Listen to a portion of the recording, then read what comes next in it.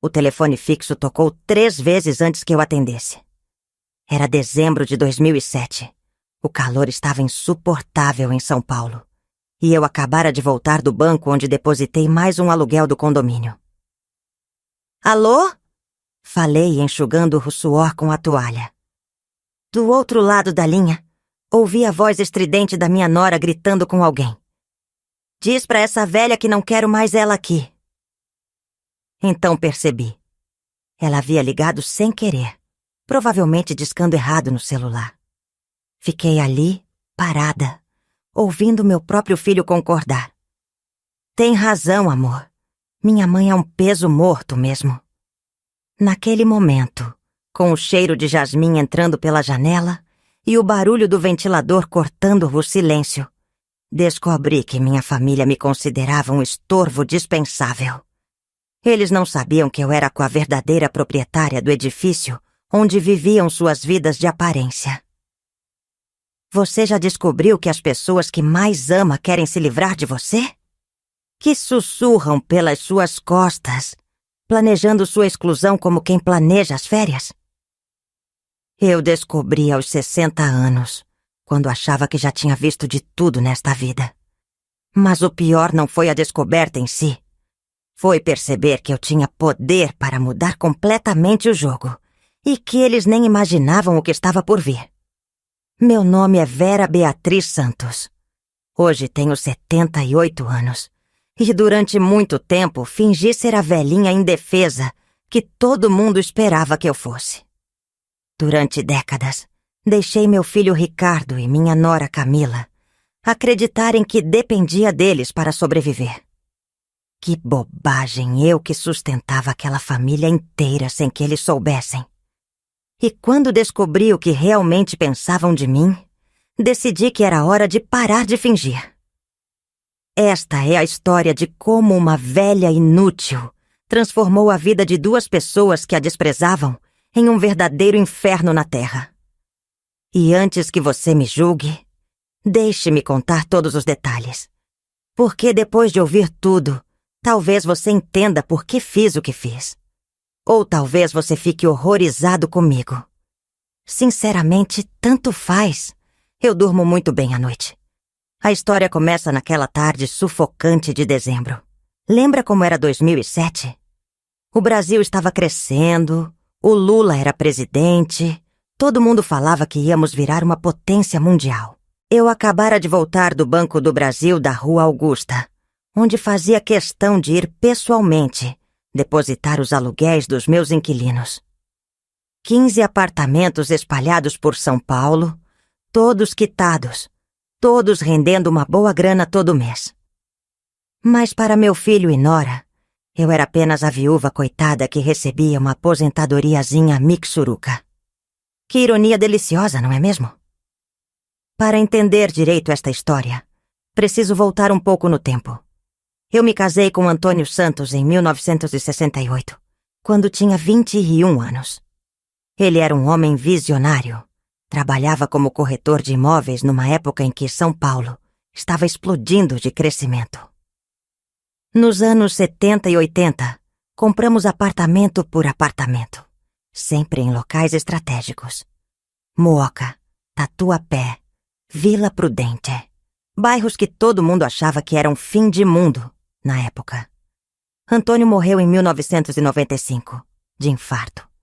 Eu tinha 48 anos e poderia ter me casado de novo, mas decidi que não precisava de mais ninguém. Tinha meu patrimônio, meu filho Ricardo e, em teoria, um futuro tranquilo pela frente.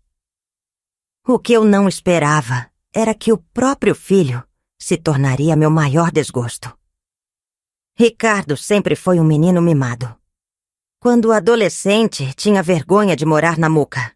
Queria andar com os filhos dos ricos, frequentar os lugares chiques. Eu e Antônio demos o melhor para ele. Escola particular, cursinho caro, faculdade de administração na PUC. Pensávamos que ele entenderia o valor do trabalho, que assumiria os negócios da família com responsabilidade. Que ingenuidade a nossa! Depois que se formou, Ricardo conheceu Camila numa festa em Pinheiros. Ela era filha de um dentista aposentado e uma professora. Tinha aquele jeitinho de classe média educada, que impressiona quem quer subir na vida. Cabelo sempre arrumado, roupa de marca, falava sobre arte e cultura como se fosse uma intelectual. Na verdade, era apenas uma garota insegura que queria desesperadamente parecer superior às suas origens. Quando se casaram em 2001, eu decidi presenteá-los com um apartamento. Não qualquer apartamento. Um lindo 3 quartos no Jardim Anália Franco, numa das torres mais novas do bairro. Reformado, mobiliado, tudo do bom e do melhor. Só não contei a eles um pequeno detalhe. O apartamento era meu. Estava no meu nome, comprado com o dinheiro dos meus aluguéis. Eles achavam que era um presente definitivo, uma transferência de propriedade. Eu deixei que pensassem isso. Por quê? Porque já desconfiava do caráter de ambos. Ricardo sempre foi gastador, Camila sempre foi ambiciosa. Eu queria ter uma forma de proteger meu patrimônio se algo desse errado. E como deu durante 6 anos, de 2001 a 2007, fingi ser a sogra dependente. Ia jantar na casa deles uma vez por semana, sempre levando alguma comidinha caseira. Pedia para Ricardo me ajudar com as burocracias do banco. Fingia não entender de computador.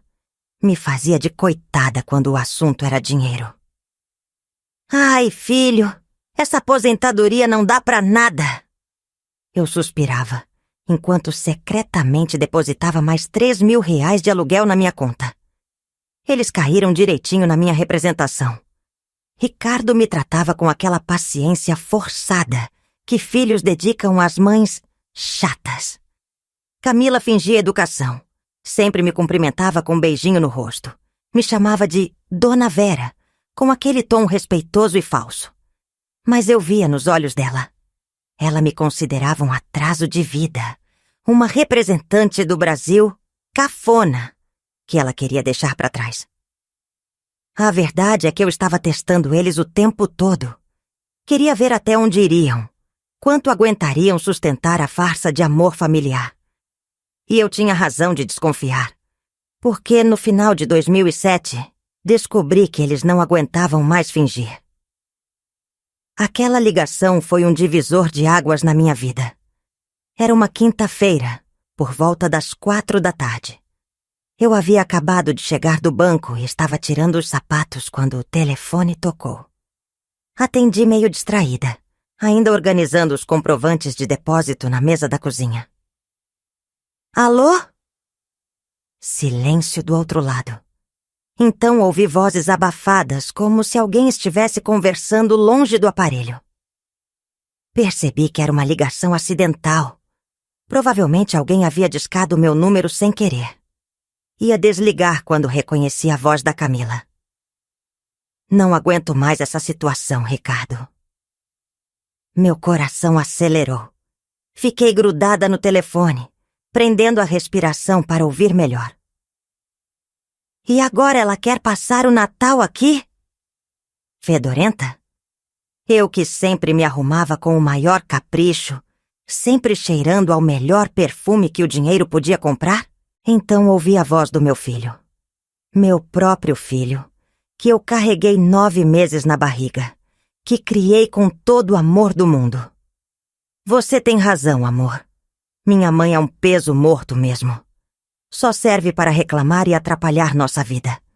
Deveríamos encontrar um jeito de nos livrar dela de vez. Por que você não fala para ela se mudar para o interior? Inventa que o aluguel aqui em São Paulo está muito caro, que seria melhor para ela morar numa cidade menor?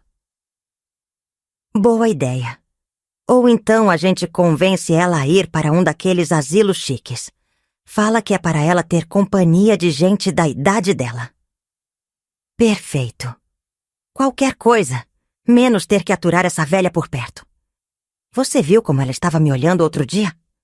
Com aquela cara de desaprovação, como se eu não fosse boa o bastante para você. Esquece ela, Camila. Minha mãe é do tempo das cavernas. Não entende como o mundo funciona hoje. A gente só precisa ter paciência até conseguir se livrar dela sem criar muito drama. Fiquei ali parada, com o telefone na mão, sentindo meu mundo desabar. Não era só a crueldade das palavras. Era a frieza, a naturalidade com que planejavam minha exclusão. Como se eu fosse um móvel velho que precisava ser descartado. Desliguei o telefone devagar, em silêncio. Não queria que percebessem que eu havia escutado tudo. Precisa ter controle, Vera, pensei comigo mesma. Precisa pensar com calma. Sentei na poltrona da sala e fiquei olhando pela janela. Lá embaixo, a vida seguia normal na Rua Vergueiro. Carros passando, pessoas andando na calçada, ambulantes vendendo água de coco na esquina. O mundo continuava girando, mas algo dentro de mim havia mudado para sempre. Nos dias seguintes, fiz o que qualquer pessoa inteligente faria. Fingi que nada tinha acontecido. Continuei com minha rotina normal, mas agora observando tudo com olhos diferentes. Era como se tivesse colocado óculos novos e finalmente enxergasse a realidade com clareza. Na sexta-feira, liguei para Ricardo como sempre fazia. Oi, filho. Tudo bem? Pensei em passar aí no sábado para levar aquele bolo de cenoura que você gosta. Do outro lado da linha, percebi a hesitação. Uma pausa pequena, mas significativa. Ah, mãe, sábado não vai dar, não. A Camila está meio indisposta, sabe como é. Mentira número 1. Eu sabia que eles iam ao shopping aos sábados. Era a rotina religiosa do casal. Que pena! E domingo? Domingo também não. A gente combinou de almoçar na casa dos pais da Camila. Mentira número 2. Os pais da Camila moravam em Santos e eles só visitavam uma vez por mês, sempre no último domingo. Tudo bem, filho. Então deixa pra semana que vem. É, mãe. Semana que vem a gente se vê. Desliguei o telefone e sorri. Não um sorriso de alegria. Um sorriso frio, calculista. Se queriam jogar esse jogo, eu ia jogar também. Só que eu tinha cartas na manga que eles nem imaginavam. Durante as próximas semanas, comecei minha investigação discreta. Primeira parada. O prédio onde eles moravam. Conversei com Dona Conceição, a síndica, uma mulher fofoqueira que adorava um bate-papo. Dona Vera, como vai a senhora? Bem, Dona Conceição. Vim trazer umas coisinhas para o Ricardo. O Ando tinha sorte. Como é que sustentavam esse padrão de vida? Saí dali com várias perguntas na cabeça. Durante a semana, fiz questão de observar mais detalhes. Numa quinta-feira, fingi que estava passando pelo bairro deles por acaso e vi o Civic estacionado na garagem. Branco, novinho, com aquele cheiro de carro 0 quilômetro ainda. Então tive uma ideia. Liguei para meu sobrinho Carlos, que trabalha no Detran, e pedi um favor. Tio, preciso verificar uma coisa. Pode me dar informações sobre um carro? Claro, tia Vera. Qual a placa? Passei a placa do Civic e esperei. 2 dias depois, Carlos me ligou com as informações. Tia, achei aqui. O carro está no nome da Camila Santos. Comprado em setembro deste ano.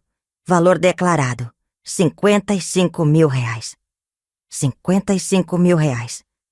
E como foi comprado, Carlos? Financiado? Não, tia. Compra à vista. Dinheiro limpo. Desliguei o telefone intrigada. De onde tinha saído tanto dinheiro? Comecei a juntar as peças do quebra-cabeça. Viagens caras, reformas luxuosas, carro novo, restaurantes chiques. Onde estava o dinheiro para tudo isso? A resposta veio de onde eu menos esperava. Era início de janeiro de 2008. E eu estava organizando meus documentos quando encontrei uma carta que havia chegado em dezembro, mas que eu não havia aberto. Era do banco, comunicando sobre um empréstimo. Abri a carta sem dar muita importância, pensando que fosse propaganda. Mas quando li o conteúdo, quase caí da cadeira. Informamos que o empréstimo no valor de R$50 mil, foi aprovado tendo como garantia o imóvel situado na Rua Professor Pedreira, 145, apartamento 73, Jardim Anália Franco. O apartamento onde Ricardo e Camila moravam. Mas como? Se o apartamento estava no meu nome, como conseguiram fazer empréstimo com ele? A resposta era simples. Eu mesma havia facilitado a trapaça anos atrás. Quando dei as chaves para eles, também entreguei uma cópia de todos os documentos para facilitar questões como manutenção e condomínio. Ricardo tinha procuração para assinar em meu nome em situações específicas. Procuração que ele claramente estava usando indevidamente. Fiquei uma semana digerindo essa informação. Depois resolvi investigar mais fundo. Liguei para Dona Conceição novamente. Dona Conceição, a senhora sabe se o Ricardo e a Camila estão bem de saúde? Faz tempo que não vejo eles. Bem, estão ótimos. Inclusive encontrei com eles ontem no mercado, comprando champanhe francês, salmão, umas coisas caríssimas. Falaram que vão dar uma festa de Ano Novo. Festa? Não me falaram nada. Ah, vai ser só para os amigos deles. Gente chique, sabe como é? A Camila comentou que convidou uns médicos, uns advogados, pessoal de classe. Pessoal de classe. E eu, a mãe que sustentava aquela vida toda, não era classe o suficiente para ser convidada. E eles andam muito gastadores ultimamente, né? Nossa, nem me fale. Só marca cara, só lugar caro. Outro dia encontrei a Camila na rua Oscar Freire, saindo de uma loja com um monte de sacola. Falou que tinha comprado umas roupas de grife para a festa. Era óbvio que estavam gastando os R$50 mil do empréstimo, mas eu ainda não entendia como haviam conseguido a aprovação. Decidi investigar diretamente no banco. Marquei uma reunião com o gerente, Dr. Rodrigo, que me atendia há anos. Cheguei lá fazendo meu papel de velhinha confusa. Dr. Rodrigo, recebi uma carta sobre um empréstimo, mas acho que houve engano. Eu não pedi empréstimo nenhum. Ele conferiu no sistema e ficou sem graça. Dona Vera, o empréstimo foi solicitado pelo seu filho, Ricardo Santos. Ele apresentou procuração e disse que a senhora precisava do dinheiro para uma cirurgia particular. Cirurgia. Mas ele não me falou nada sobre isso. É que foi tudo muito rápido, Dona Vera. Seu filho disse que era urgente, que a senhora estava com um problema no coração e precisava operar logo. Mostrou até receita médica. Receita médica falsa. A coisa estava ficando séria. E qual é o valor da parcela, Dr. Rodrigo? R$1.200 por mês, Dona Vera. O prazo é de 5 anos. R$1.200 por mês que sairiam da minha conta, já que o apartamento era meu e a responsabilidade também. Ricardo havia feito um empréstimo de R$50 mil para a banca Vida de Playboy, e eu que pagaria a conta pelos próximos 5 anos. Saí do banco com uma sensação estranha. Não era raiva, ainda. Era uma frieza calculista que eu não conhecia em mim mesma. Pela primeira vez na vida, estava vendo meu próprio filho como ele realmente era. Um aproveitador sem escrúpulos. Durante o caminho de volta para casa, fui organizando os fatos na minha cabeça. Ricardo e Camila me desprezavam. Queriam se livrar de mim. Me consideravam um peso morto. Ao mesmo tempo, usavam meu patrimônio para financiar uma vida que não podiam pagar. Viviam às minhas custas enquanto planejavam minha exclusão. A hipocrisia era tão grande que chegava a ser cômica. Quando cheguei em casa, fiz algo que não fazia há anos. Abri uma garrafa de vinho. Sentei na poltrona da sala com uma taça na mão e comecei a planejar. Não um plano emocional movido pela mágoa, Um plano racional, estratégico, com começo, meio e fim bem definidos. Primeiro, precisava entender completamente a situação financeira deles. Segundo, precisava descobrir quem mais sabia sobre o esquema. Terceiro, precisava escolher o momento certo para agir. Nos dias seguintes, liguei para alguns dos meus inquilinos. Como sempre, fui uma proprietária presente. Todos me conheciam bem e gostavam de conversar. Descobri informações valiosas. Dona Maria, que alugava um apartamento na Vila Prudente, me contou que seu filho trabalhava na mesma empresa que Ricardo. Seu Ricardo é muito falador. Dona Vera vive, contando vantagem para os colegas.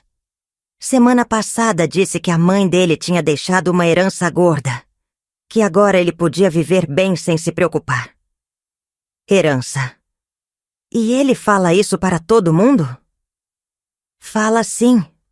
Meu filho disse que ele anda muito convencido, se achando rico. Até mudou o jeito de falar com os funcionários da empresa, tratando todo mundo com desprezo. Perfeito. Ricardo estava criando uma reputação baseada em mentiras. Quanto maior a mentira, maior seria a queda.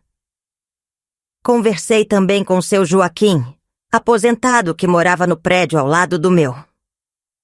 Ele me contou que costumava ver Ricardo e Camila chegando de táxi nos fins de semana, sempre voltando tarde da noite, claramente embriagados. Esses dois não param em casa, Dona Vera. Era evidente que estavam torrando os 50 mil reais em futilidades. Mas eu não ia interferir, ainda. Queria que gastassem tudo, que se acostumassem com o padrão de vida alto. Porque quanto mais alto você sobe, maior é o tombo. Durante esse período de observação, também comecei a testar seus limites. Numa quarta-feira, liguei para Ricardo fingindo desespero. Filho, preciso da sua ajuda. Surgiu um problema no condomínio aqui e preciso pagar R$ 1.000 até amanhã, senão vão me multar. R$ 1.000, mãe? Nossa, é muito dinheiro. Eu não tenho isso agora. Mentira descarada. Sabia que ele tinha acabado de sacar dinheiro para mais uma viagem. Mas, filho, eu não sei o que fazer. Não tenho esse dinheiro na conta. Deixa eu ver. Talvez no final do mês eu consiga te emprestar. Mas agora está difícil mesmo. Desliguei o telefone com um sorriso amargo. Meu próprio filho, bancando a vida de rico com meu dinheiro, não podia me emprestar R$ 1.000 numa emergência. A frieza dele era impressionante. Foi nesse momento que tomei uma decisão definitiva. Não bastava descobrir a traição. Eu ia dar uma lição que eles jamais esqueceriam. Ia mostrar quem realmente mandava naquela história. E o melhor de tudo, ia fazer tudo dentro da lei. Afinal, o apartamento era meu, o empréstimo estava sendo pago com meu dinheiro. E eles eram apenas inquilinos que haviam perdido o direito de continuar morando no meu imóvel. A vingança seria doce, justa e completamente legal. Fevereiro de 2008 foi o mês em que comecei a colocar meu plano em prática. Mas antes de agir, precisava de um aliado. Alguém que entendesse tanto de direito quanto eu entendia de imóveis. Foi então que lembrei do Dr. Montenegro. Eugênio Montenegro havia sido advogado e sócio do meu falecido marido durante anos. Um homem sério na casa dos 70, especialista em direito imobiliário. Antônio sempre dizia que Montenegro era o único advogado honesto de São Paulo. Piada que eles repetiam toda vez que se encontravam para jogar dominó. Marquei um encontro com ele num café no centro, perto do escritório onde ainda mantinha alguns clientes. Montenegro chegou pontualmente às 15h, elegante como sempre, de terno cinza e gravata bordô. Vera, que prazer revê-la. Como você está? Bem, doutor Montenegro. Na verdade, preciso de um conselho jurídico. É sobre uma situação delicada. Contei tudo para ele. A descoberta da traição, o empréstimo feito às minhas custas, Os gastos exorbitantes, o desprezo do meu próprio filho. Montenegro me ouviu em silêncio, fazendo anotações ocasionais, com aquela expressão concentrada que eu me lembrava dos tempos em que visitava o escritório com Antônio. Juridicamente, Vera, você tem todos os direitos do mundo. O apartamento está no seu nome. Eles usaram indevidamente sua procuração. E você pode cancelar essa procuração a qualquer momento. Quanto ao empréstimo, tecnicamente foi uma fraude, já que você não autorizou. E se eu quiser despejá-los? Pode. Mesmo sendo família, eles são inquilinos. Você precisa apenas seguir o processo legal. Notificação extrajudicial, prazo para desocupação e, se necessário, ação de despejo. Quanto tempo leva tudo isso? Se eles saírem voluntariamente, uns 2 meses. Elaborado. Montenegro cuidaria de toda a parte legal, eu cuidaria da parte, digamos, teatral. Porque se eles queriam jogar o jogo da manipulação, eu mostraria como se joga direito. Primeira jogada. Cancelar discretamente a procuração que Ricardo tinha. Fizemos isso numa sexta-feira à tarde, no cartório. Agora ele não podia mais assinar nada em meu nome. Mas eu não contaria isso para ele. Queria ver se tentaria fazer mais alguma maracutaia. Segunda jogada. Começar a apertar o cerco financeiro. Devagar, para eles não perceberem. Como eu sabia que estavam gastando os 50 mil do empréstimo sem nenhuma parcimônia, decidi acelerar o processo de quebra. Liguei para Ricardo numa segunda-feira de manhã. Filho, preciso falar com você sobre uma coisa importante. Pode me encontrar hoje no shopping? Ah, mãe, hoje está difícil. Tenho várias reuniões. É sobre dinheiro, Ricardo. Sobre herança. A mudança no tom foi instantânea. Herança? Que herança, mãe? Preciso acertar umas coisas dos seus documentos. Para quando eu morrer, você entende? Vamos conversar no Burger King do shopping, Anália Franco, às 2 da tarde. Ele aceitou na hora, claro. A palavra herança funcionava como mágica com aquele garoto. O encontro no shopping foi um teste interessante. Cheguei pontualmente às 2, trajando minha melhor roupa de velhinha coitada. Vestido preto simples, bolsa pequena, cabelo penteado de forma conservadora. Ricardo chegou 15 minutos atrasado, usando uma camisa social cara que eu não conhecia e um relógio que certamente custou mais do que ele ganhava em 2 meses. Oi, mãe. Desculpa o atraso. Trânsito terrível. Mentira. Eu havia chegado cedo de propósito e o vi estacionando o Civic novinho 5 minutos antes da hora marcada. Ele simplesmente me fez esperar porque não considerava meu tempo importante. Tudo bem, filho. Que relógio bonito. Ah, esse? A Camila me deu de presente de aniversário. Gostou? Aniversário dele havia sido em novembro. O empréstimo foi aprovado em setembro. Coincidência interessante. Muito bonito. Deve ter custado caro. Não foi tão caro assim. Mentiu, mexendo nervosamente no pulso. Pedimos nossos lanches. Eu peguei um hambúrguer simples. Ele pediu o combo mais caro do cardápio. E comecei minha atuação. Ricardo, estou preocupada com minha situação financeira. A aposentadoria não está dando para muita coisa. Ele fez aquela cara de lá vem ela, que eu conhecia bem. Mãe, a senhora tem que aprender a economizar. Não pode ficar gastando à toa. Gastando à toa? Eu que vivia com o básico enquanto ele torrava 50 mil reais em futilidades? É que eu estive pensando, talvez seja melhor eu vender um dos apartamentos que seu pai deixou, para ter uma reserva de emergência. Os olhos dele brilharam. Literalmente brilharam de ganância. Apartamentos? Que apartamentos, mãe? Ah, seu pai comprou alguns imóveis ao longo dos anos. Deixou tudo para mim, mas agora estou pensando em vender 1 ou 2. O problema é que não sei como fazer isso sozinha. A senhora tem quantos apartamentos? Alguns, respondi vagamente. O problema é que são todos alugados. Então é complicado vender. Ricardo ficou em silêncio por alguns segundos, claramente calculando alguma coisa na cabeça. Mãe, se a senhora quiser, eu posso ajudar com isso. Conheço gente do ramo imobiliário, posso facilitar a venda. Claro que podia. Aposto que já estava planejando como ficar com uma comissão. Que bom, filho. Mas não precisa ser urgente. É só para eu saber que tenho essa opção. Mudei de assunto, mas percebi que ele ficou inquieto pelo resto do encontro. A fisgada estava lançada. Agora ele sabia que eu tinha mais bens do que imaginava. Isso ia mexer com a cabeça dele e da Camila. Na semana seguinte, fiz outro teste. Liguei para eles num sábado à noite, fingindo estar com problema de saúde. Ricardo? Filho, estou me sentindo muito mal. Acho que estou com pressão alta. Pressão alta? A senhora mediu? Não tenho aparelho aqui em casa. Será que você pode vir me buscar para ir ao posto de saúde?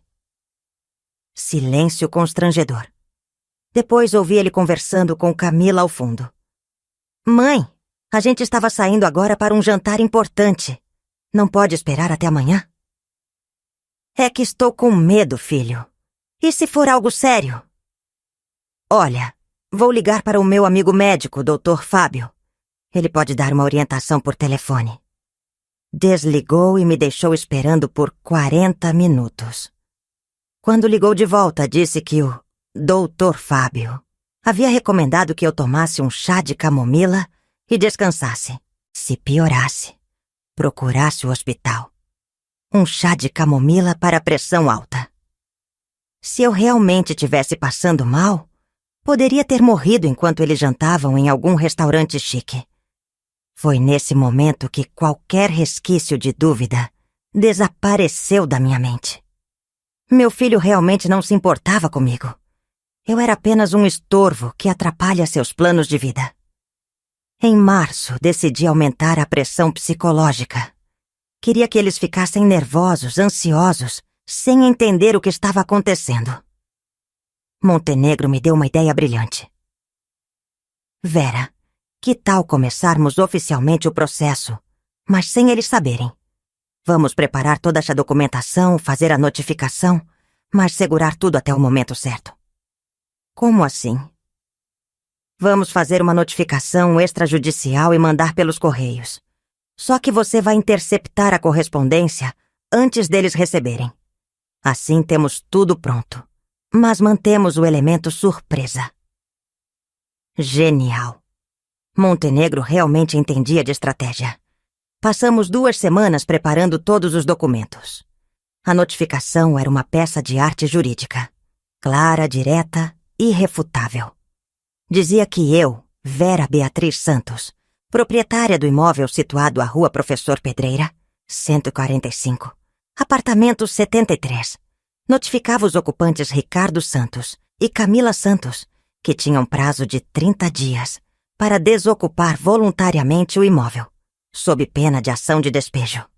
Mas além dos documentos oficiais, comecei uma campanha de nervosismo psicológico. Pequenas coisas que fariam eles se questionarem, mas sem levantar suspeitas demais. Primeira investida. Apareci na portaria do prédio numa quinta-feira à tarde, quando sabia que eles não estavam em casa. Conversei longamente com Dona Conceição. Dona Conceição, preciso verificar umas coisas sobre o apartamento do Ricardo. A senhora pode me mostrar os registros de correspondência dos últimos meses? Claro, Dona Vera. Aconteceu alguma coisa? Não. É só uns acertos de documentação. Sabe como é? Burocracia. Pedi para ver todas as correspondências que chegaram para eles. Contas, boletos, cartas. Anotei tudo num caderninho bem devagar, fazendo cara de quem estava conferindo algo importante. Dona Conceição, se chegarem documentos importantes para eles, a senhora pode me avisar? É que às vezes eles viajam e podem perder prazos importantes. Pode deixar, Dona Vera.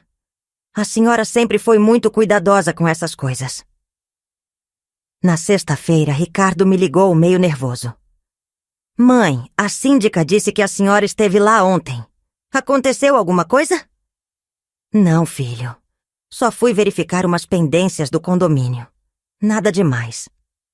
Que pendências? Ah, coisa de documentação.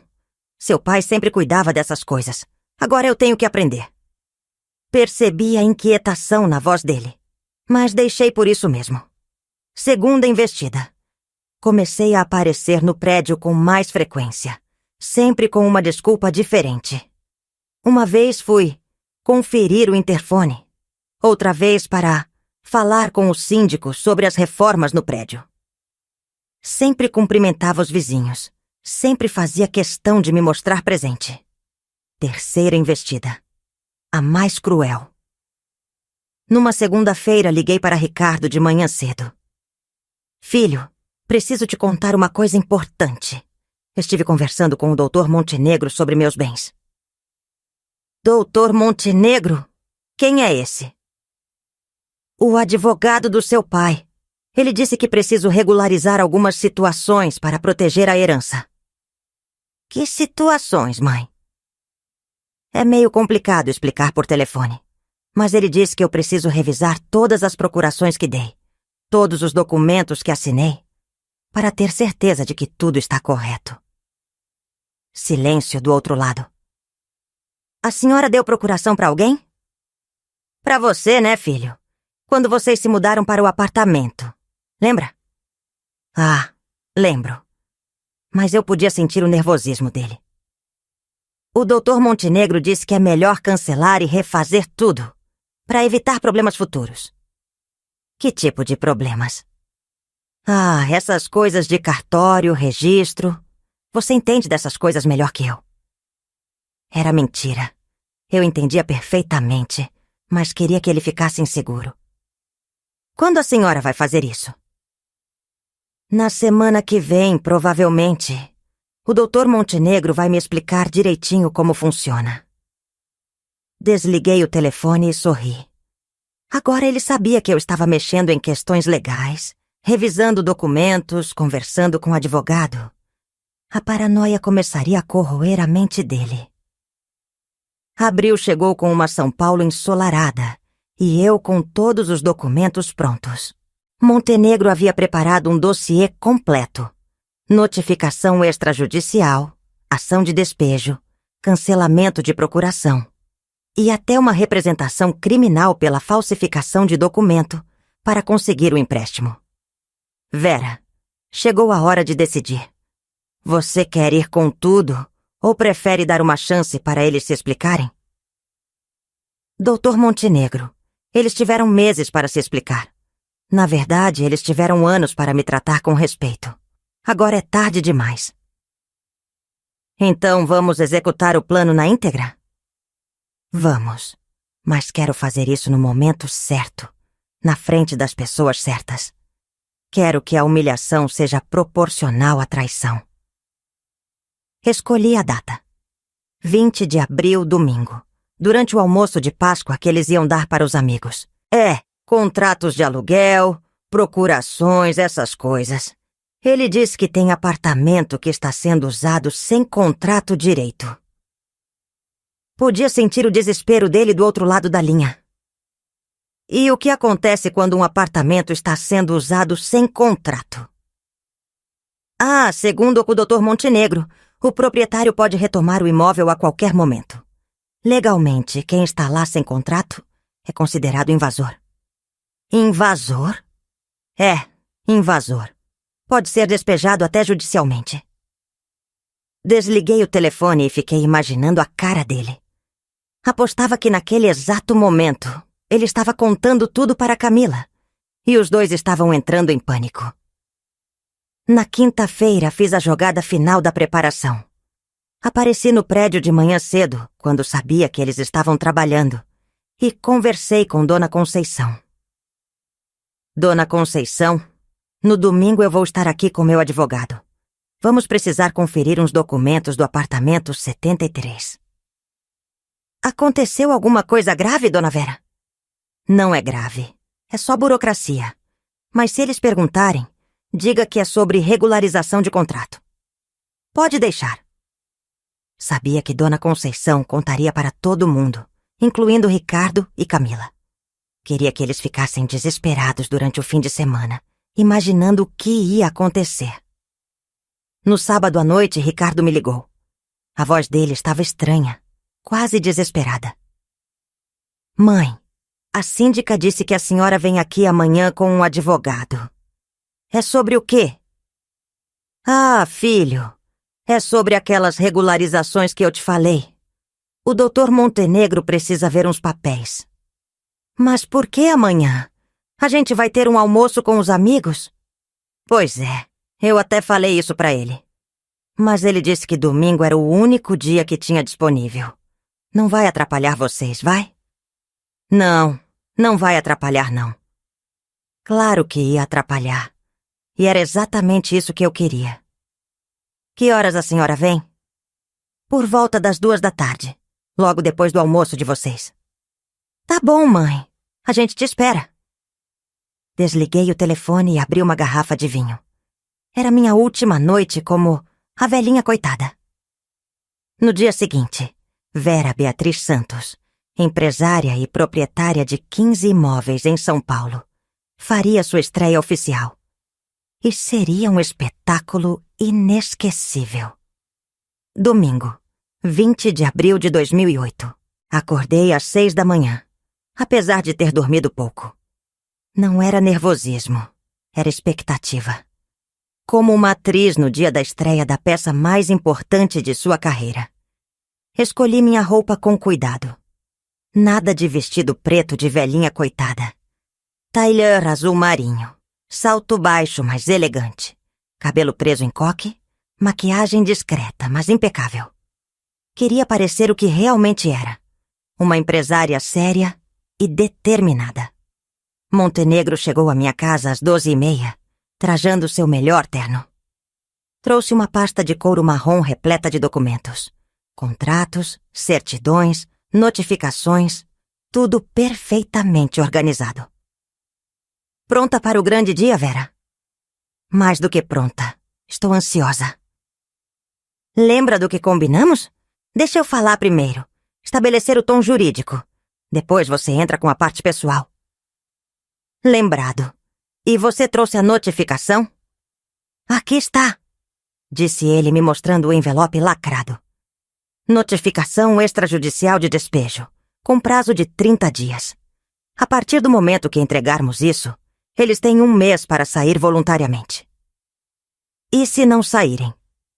Aí entramos com ação de despejo na justiça. Com toda essa documentação que temos, é vitória garantida. Almoçamos rapidamente e saímos. Durante o caminho até o Jardim Anália Franco, Montenegro me fez as últimas orientações.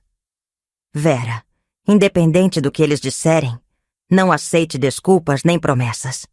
Gente assim só entende quando perde o que tem. Não se preocupe, eu não vou vacilar. Chegamos ao prédio às 2 em ponto. Dona Conceição estava na portaria e fez questão de nos cumprimentar efusivamente. Dona Vera, o Ricardo e a Camila estão esperando vocês, mas acho que eles estão com visitas. Que pena. Respondi sem esboçar qualquer constrangimento. Vamos subir mesmo assim. No elevador, Montenegro me deu um último conselho. Lembre-se, você não está fazendo nada errado. Está apenas exercendo seus direitos de proprietária. Eu sei, e para ser honesta, estou adorando cada segundo disso. Quando tocamos a campainha do apartamento 73, ouvi um burburinho do outro lado da porta. Vozes abafadas, conversas interrompidas, movimento apressado. Camila abriu a porta com um sorriso forçado. Dona Vera, entre. Olhei ao redor da sala e quase ri. 6 pessoas elegantemente vestidas, sentadas ao redor da mesa de jantar, com cara de quem havia sido interrompido no meio de uma conversa animada. Pratos caros, taças de cristal, uma garrafa de champanhe francesa no balde de gelo. Tudo pago com meus 50 mil reais. Camila, estes são meus amigos, disse Ricardo, levantando-se nervosamente. Pessoal, esta é minha mãe, Dona Vera. Cumprimentei todos educadamente, mas sem calor. Montenegro permaneceu sério e formal, causando um clima estranho na sala. Filho, posso falar com você e a Camila em particular? É sobre aqueles documentos que eu mencionei. Agora, mãe, a gente está com visitas. É importante, Ricardo. Não vai demorar. Os convidados se entreolharam desconfortavelmente. Uma mulher loira, que eu descobriria depois ser esposa de um médico, sussurrou algo para o marido. Um rapaz de óculos que parecia advogado observava Montenegro com curiosidade profissional.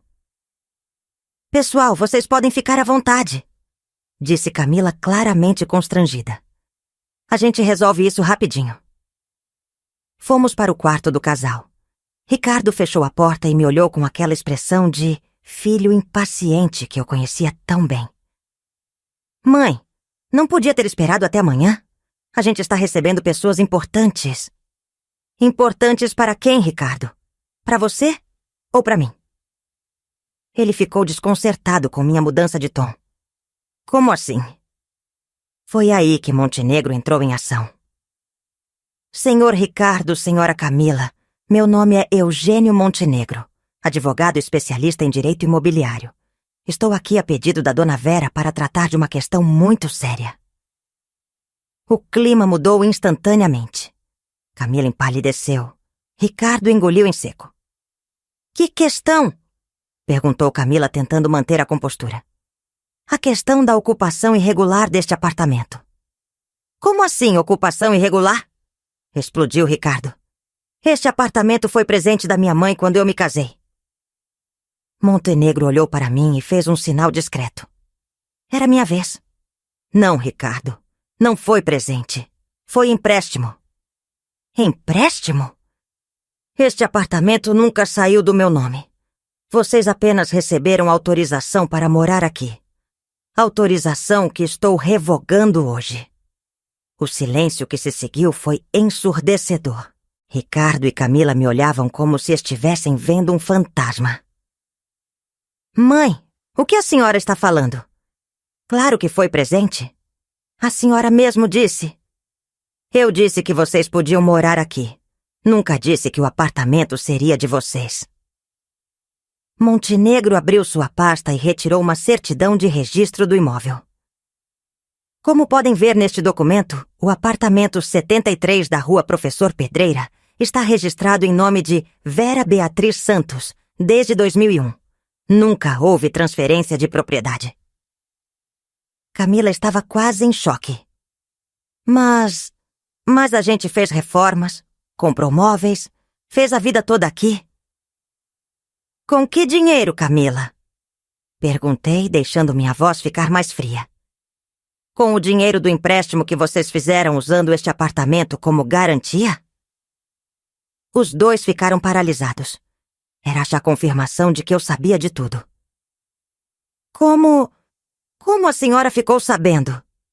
Gaguejou Ricardo. Filho, eu sei de tudo. Do empréstimo de 50 mil reais, das mentiras que vocês contaram no banco, dos gastos exorbitantes que fizeram com o meu dinheiro. Sei que vocês me acham um peso morto, que queriam se livrar de mim, que se envergonham de mim.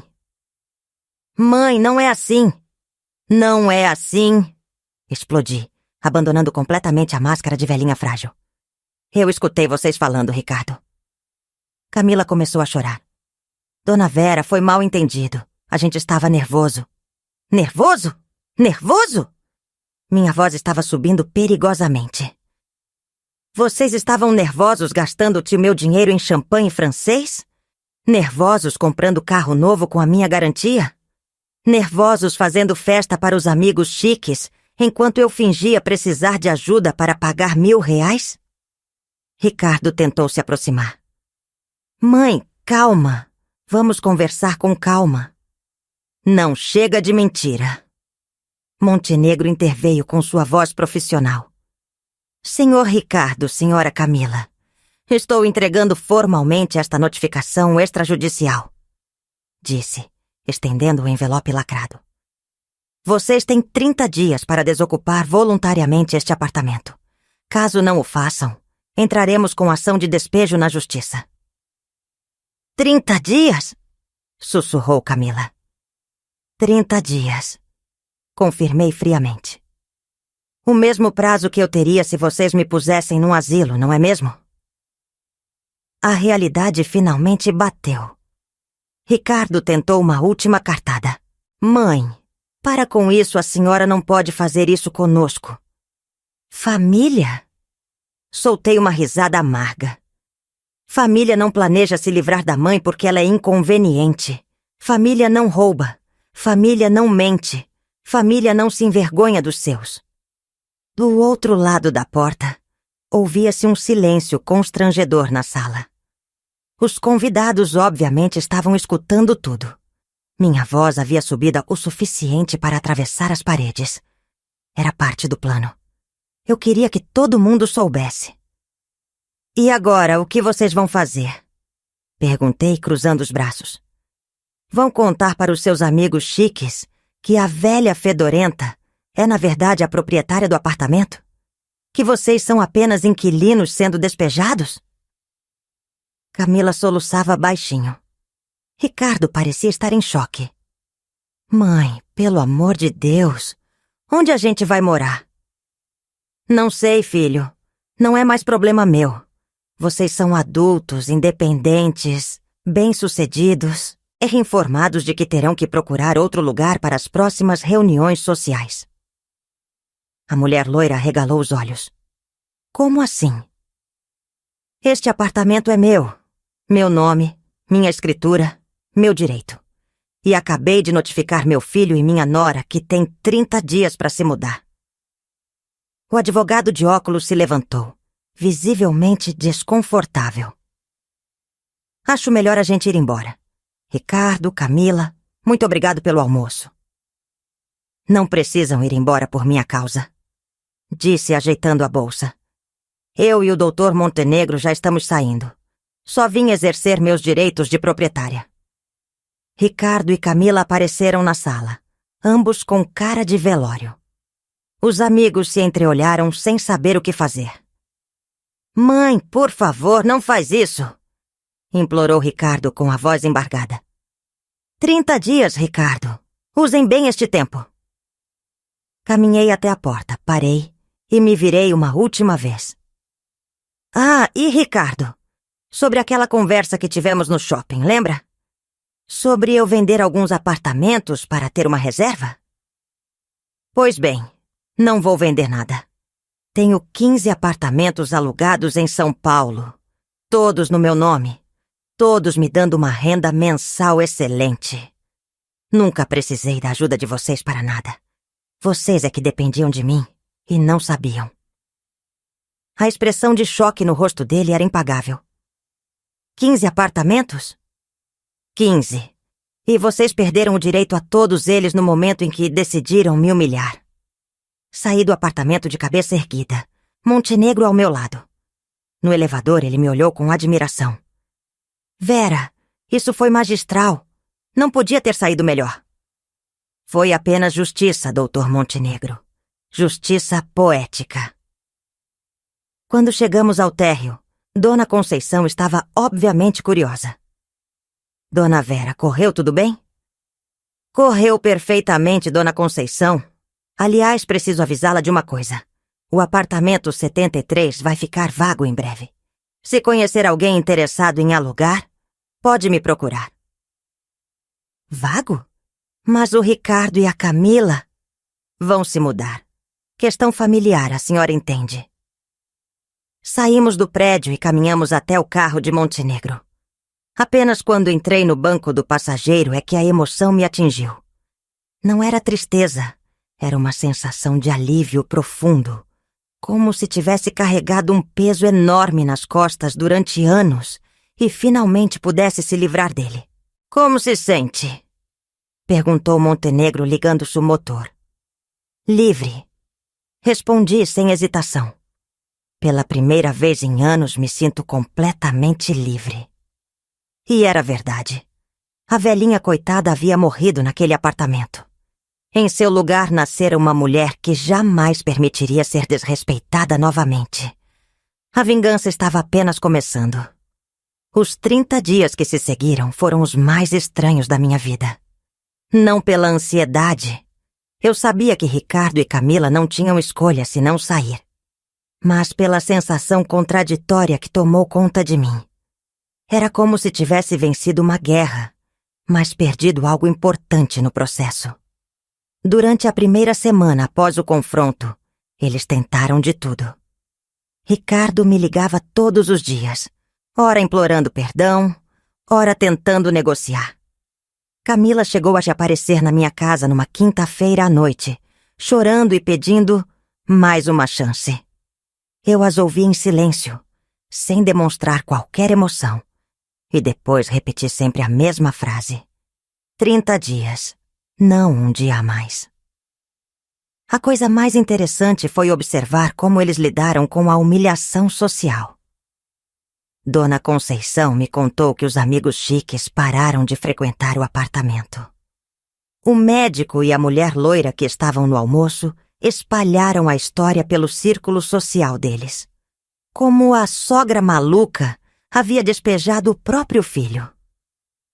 Claro que eles contaram a versão distorcida, pintando-me como a vilã da história. Mas a verdade tem um jeito engraçado de vir à tona.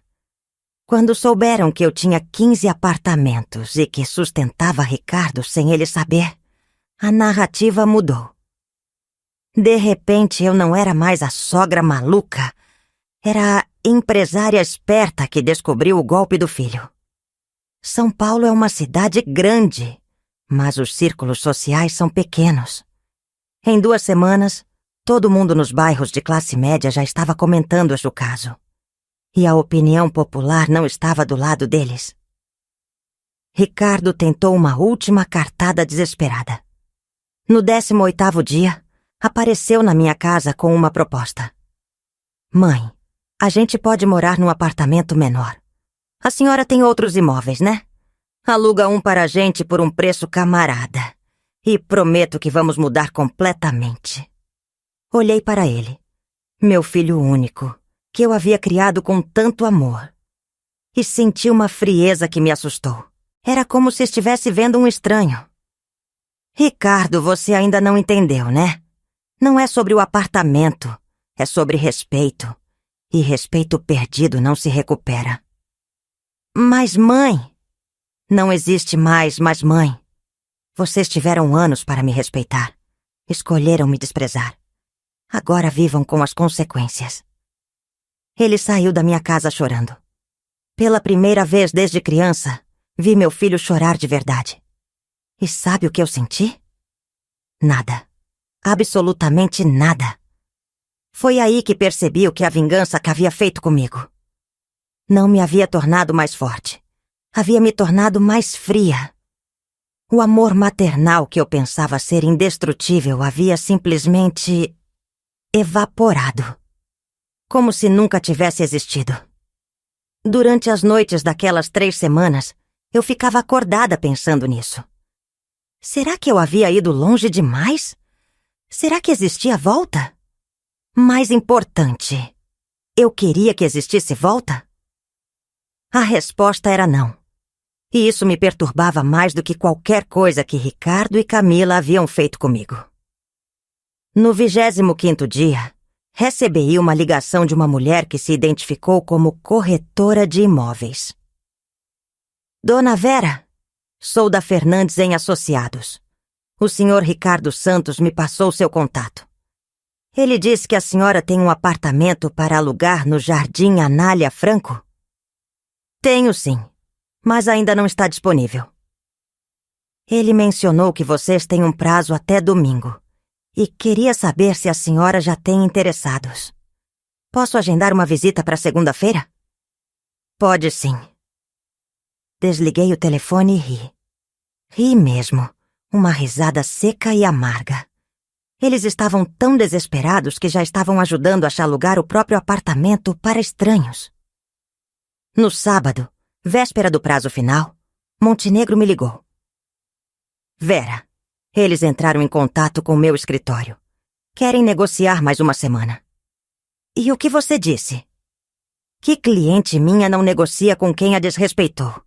Eles vão sair domingo ou entro com a ação de despejo segunda-feira de manhã? Perfeito. Posso fazer uma pergunta pessoal, Vera? Claro. Você sente remorso? A pergunta me pegou desprevenida. Fiquei em silêncio por alguns segundos, pensando honestamente na resposta. Não sei se é remorso, Dr. Montenegro. É mais uma sensação de vazio. Como se eu tivesse ganhado a guerra, mas perdido minha alma no processo. Isso é normal, Vera. Vingança sempre cobra um preço. A questão é se vale a pena. E vale? Só você pode responder isso. Desliguei o telefone mais confusa do que antes. A verdade é que eu havia mudado fundamentalmente. A Vera de antes, aquela que fingia ser frágil, que aceitava desrespeito em nome do amor familiar, havia morrido naquele domingo no apartamento. Em seu lugar nascera uma mulher que eu não reconhecia completamente. Essa nova Vera era mais forte, mais independente, mais honesta consigo mesma. Mas também era mais fria, mais calculista, mais impiedosa. Era melhor ou pior? Não sabia. Sabia apenas que não havia mais volta. Domingo, 20 de maio de 2008. Um mês exato após o confronto. Acordei cedo e fui até o prédio às 10 da manhã. Queria ver com meus próprios olhos o final da história. Quando cheguei, havia um caminhão de mudança na porta. Ricardo e Camila estavam carregando suas coisas, ambos com cara de quem não havia dormido direito há semanas. Ele havia emagrecido, ela estava com olheiras profundas. Fiquei ali parada na calçada, observando. Não senti satisfação vendo o sofrimento deles, mas também não senti pena. Era como assistir um filme sobre a vida de outras pessoas. Camila me viu e se aproximou. Esperava mais uma cena dramática, mais súplicas, mais lágrimas. Mas ela apenas disse: Dona Vera, quero que a senhora saiba que eu entendi. A senhora fez o que achou certo. E você, Camila? O que acha? Acho que a gente mereceu. E acho que a senhora mudou para sempre. Ela estava certa. Eu havia mudado para sempre. E pela primeira vez desde o início de tudo, não sabia se isso era bom ou ruim. Hoje, 17 anos depois, aos 78 anos, posso dizer que vivi duas vidas diferentes. A primeira terminou naquele dezembro de 2007, quando descobri o que minha família realmente pensava de mim. A segunda começou naquele abril de 2008, quando decidi que nunca mais seria desrespeitada. A segunda vida foi mais próspera, mais independente, mais honesta. Assumi publicamente meus negócios, expandi o meu patrimônio, me tornei respeitada no mercado imobiliário. Nunca mais fingi ser frágil. Nunca mais dependi de ninguém. Nunca mais aceitei migalhas emocionais. Mas também foi uma vida mais solitária. Ricardo e Camila se mudaram para um apartamento de 2 quartos na Vila Matilde.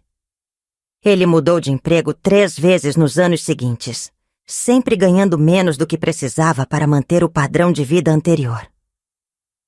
Ela voltou a dar aulas de inglês em cursinho, numa salinha apertada no centro da cidade. O empréstimo de R$50 mil virou uma bola de neve. Sem conseguir pagar as parcelas de R$1.200, entraram no Serasa, tiveram o nome sujo, perderam acesso a crédito. O carro novo foi retomado pelo banco. Tiveram que se desfazer dos móveis caros, das roupas de grife, do estilo de vida que tanto valorizavam. Em 2010, Ricardo tentou se aproximar novamente. Apareceu na minha casa numa tarde de domingo, humilde e arrependido. Mãe, eu aprendi a lição. Aprendi mesmo. Será que não podemos tentar reconstruir nossa relação? Olhei para ele, mais magro, mais cansado, com algumas rugas que não estavam lá antes, e senti... nada. Nem raiva, nem pena, nem amor. Era como se estivesse olhando para um vizinho educado. Ricardo, o que você quer exatamente? Quero minha mãe de volta. Sua mãe morreu em abril de 2008. Eu sou outra pessoa. Mas as pessoas podem mudar, né? Eu mudei. Você pode mudar também. Eu já mudei e não pretendo mudar de novo. Ele saiu daquela vez sem insistir. Nas 2 ou 3 vezes que se encontraram depois disso, casamentos de primos distantes, velório de parentes, conversamos educadamente, como conhecidos cordiais. Nada mais. Camila nunca mais tentou contato direto. Quando nos esbarramos no shopping ou na rua, ela baixa os olhos e acelera o passo. Acho que tem medo de mim. Ou vergonha. Talvez os dois. Em 2015, soube por terceiros que eles se separaram.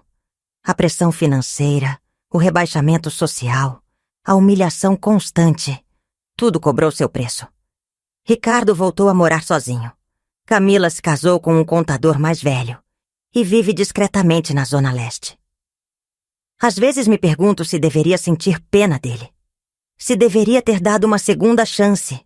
Se deveria ter sido mais maternal, mais compreensiva, mais humana. Mas aí lembro daquela ligação que atendi por acaso. Da frieza nas vozes deles planejando minha exclusão. Do modo como gastaram meu dinheiro enquanto me desprezavam. E a frieza volta. A verdade é que a vingança me ensinou algo importante sobre a natureza humana. Existem traições que não têm perdão. Não porque a pessoa ferida não consegue perdoar, mas porque a pessoa que traiu revelou sua verdadeira face. E algumas faces são feias demais para serem esquecidas. Você que está me ouvindo, provavelmente está se perguntando se eu me arrependo. Se acordar sozinha todos os dias vale a pena. Se viver sem família, sem netos, sem as alegrias pequenas do convívio familiar, compensa a satisfação da vingança. A resposta é complexa. Não me arrependo de ter descoberto a verdade. Não me arrependo de ter parado de fingir ser frágil. Não me arrependo de ter exercido meus direitos de proprietária. Não me arrependo de ter dado uma lição em 2 ingratos que me exploravam. Mas às vezes, durante as madrugadas de insônia, me pergunto quem eu seria hoje se tivesse escolhido o perdão ao invés da vingança. Se tivesse conversado ao invés de atacar. Se tivesse tentado educar ao invés de punir. Seria mais feliz? Provavelmente não. Seria mais respeitada? Definitivamente não. Seria mais amada? Talvez. Mas seria amor verdadeiro ou apenas conveniência disfarçada? Essas são perguntas que não têm resposta. E talvez seja melhor assim. O que posso dizer com certeza é isto. Se você descobrir que as pessoas que mais ama estão te traindo, que te consideram um estorvo, que vivem às suas custas enquanto planejam se livrar de você, tome muito cuidado com a escolha que fizer. Porque qualquer escolha que fizer te mudará para sempre. Se escolher perdoar, pode passar o resto da vida se perguntando se não foi fraco demais, ingênuo demais, maternal demais. Se escolher se vingar, pode passar o resto da vida se perguntando se não foi cruel demais, frio demais, desumano demais. Não existe escolha certa numa situação dessas. Existe apenas a escolha que você consegue viver. Eu consegui viver com a minha. Posso ter perdido um filho, mas ganhei meu autorrespeito. Posso ter perdido uma família, mas ganhei minha dignidade. Posso ter perdido o amor, mas ganhei a admiração. Minha e dos outros. É um trade justo? Você que decida. Só não cometa o erro de achar que existe vingança sem consequências. A vingança sempre cobra um preço. Mesmo quando você vence, você perde alguma coisa. No meu caso, perdi a capacidade de amar incondicionalmente. Perdi a inocência de acreditar que família significa lealdade automática. Perdi a ilusão de que ser boa pessoa garante ser bem tratada. Em troca, Ganhei lucidez. Ganhei independência. Ganhei poder. Vale a pena? Depende do que você valoriza mais na vida. O que sei é que, hoje, aos 78 anos, durmo tranquila todas as noites. Ninguém me rouba, ninguém me desrespeita, ninguém me trata como peso morto. Vivo em paz com minhas escolhas e com suas consequências. E se você acha que isso faz de mim uma pessoa fria, calculista e vingativa, você está certo. Mas também faz de mim uma pessoa que nunca mais será enganada. Pense nisso na próxima vez que decidir trair alguém que confia em você. Porque pode ser que essa pessoa tenha mais poder do que você imagina. E pode ser que ela decida usá-lo. Como eu usei o meu